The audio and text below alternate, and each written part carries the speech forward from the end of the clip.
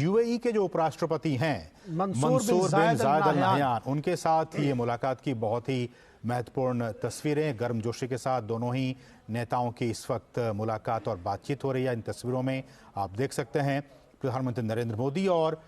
UAE के उपराष्ट्रपति मंसूर बिन जायद अल नहयान वो मौजूद है। भारतीय पक्ष और यूएई का पक्ष यहाँ मौजूद है। साथ में आप देख सकते हैं मंसूर बिन जायद अल नहयान जो यूएई के उपराष्ट्रपति हैं, उनके साथ में ये मुलाकात और इन तस्वीरों में असीम जो गर्मजोशी है वो ख़ास तौर पर देखी जा सकती है। और जब हम बात करते हैं दोनों देशों के बीच में रिश्तों की प्रगाढ़ता की, राष्ट्रपति अल नहयान के साथ में जिस तरह से गर्मजोशी का एक रिश्ता दिखा था, वही गर्मजोशी जो दूसरे नेताओं के साथ में, क्योंकि वो जो टॉप लीडरशिप है उसकी जो मैसेजिंग होती है वो नीचे तक जाती है और वो साफ तौर पर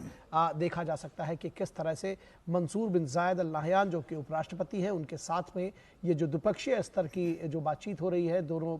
देशों का प्रतिनिधिमंडल साथ में जुड़ा बैठा हुआ है, वो कितनी महत्वपूर्ण है। तो बेहद महत्वपूर्ण है उपराष्ट्रपति मंसूर बिन जायद अल नहयान के साथ प्रधानमंत्री नरेंद्र मोदी की ये वार्ता। इसमें मैं एक लाइन और भी ऐड करना चाहूंगा डॉक्टर अंशु, आपकी इस पर प्रतिक्रिया भी चाहूंगा कि ये जो उपराष्ट्रपति इनसे भी मुलाकात हुई है मंसूर बिन जायद अल नहयान, वो इस वक्त अबू धाबी विकास कोष के अध्यक्ष भी हैं और साथ ही साथ Abu Dhabi supreme petroleum council के सदस्य भी हैं। तो आप इस लिहाज से भी समझ सकते हैं कि इस मुलाकात के जो मायने हैं वो कितने महत्वपूर्ण हो जाते हैं। डॉक्टर अंशु। निश्चित तौर पर बहुत ही महत्वपूर्ण है ये मुलाकात और एक ही नजर में हम सब ये देख सकते हैं कि किस गर्म जोशी के साथ ये मुलाकात हो रही है और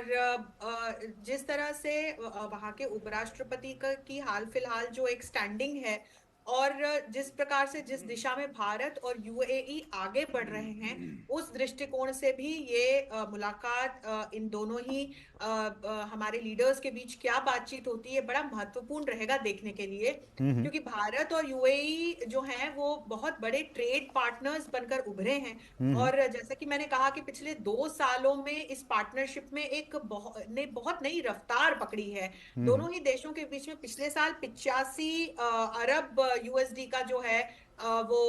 ट्रेड हमने देखा और इसी के साथ हम देख रहे हैं कि यूएई एक बड़ा इन्वेस्टर है भारत के लिए। पर इसमें हम और आगे बढ़ोतरी देख सकते हैं और उसी दृष्टिकोण से मुझे लगता है कि आज जब ये दोनों बात करेंगे तो कुछ महत्वपूर्ण अनाउंसमेंट्स भी हमारे सामने आ सकती हैं।